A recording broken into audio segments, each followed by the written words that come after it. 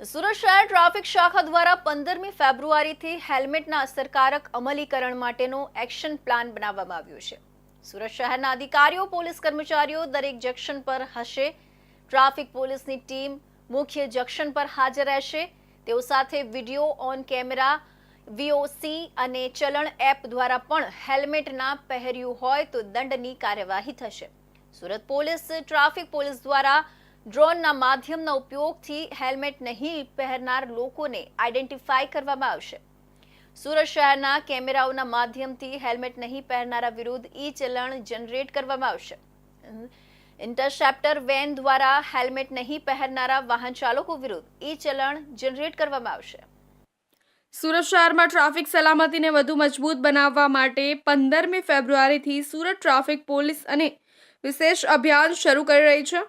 જો તમે બાઇક પર હેલ્મેટ વિના નીકળો તો હવે સાવચેત રહો, કારણ કે નિયમનું ઉલ્લંઘન કરનારાઓ સામે કડક કાર્યવાહી હાથ ધરાશે। સુરત શહેરના 300થી વધુ અધિકારીઓ અને 3000થી વધુ પોલીસ કર્મચારીઓ ટ્રાફિક નિયંત્રણ માટે તૈનાત રહેશે। શહેરના મુખ્ય જંકશનો અને હોટસ્પોટ્સ પર 40થી વધુ ટ્રાફિક ટીમો નિયમન માટે ચુસ્ત રહેશે। હવે હેલ્મેટ વગર બાઇક ચલાવવું વધુ જોખમી બની જશે। વિડીયો ઓન કેમેરા અને ચલણ એપ દ્વારા હેલ્મેટ વિના ચાલનારા વાહન ચાલકો પર ઈ-ચલણ ફટકારવામાં આવશે।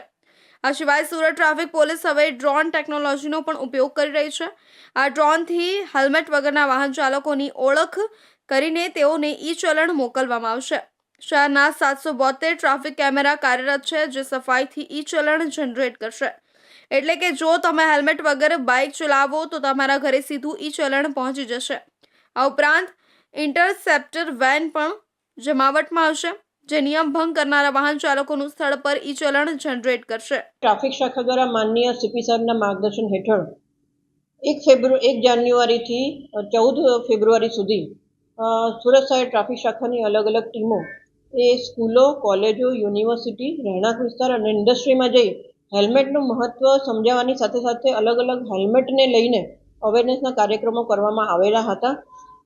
કુલ 45 દિવસ સુધી આ હેલ્મેટ અવેરનેસનો જે કાર્યક્રમ છે એ 14મી ફેબ્રુઆરીએ પૂર્ણ થાય છે। એટલે કે 15મી ફેબ્રુઆરી સુરત શહેરની સમગ્ર પોલીસ કર્મચારીઓની લગભગ 3000થી વધારે કર્મચારીઓની ટીમ, 250થી વધારે અધિકારીઓ એ દરેક જંકશન પર તૈનાત હશે।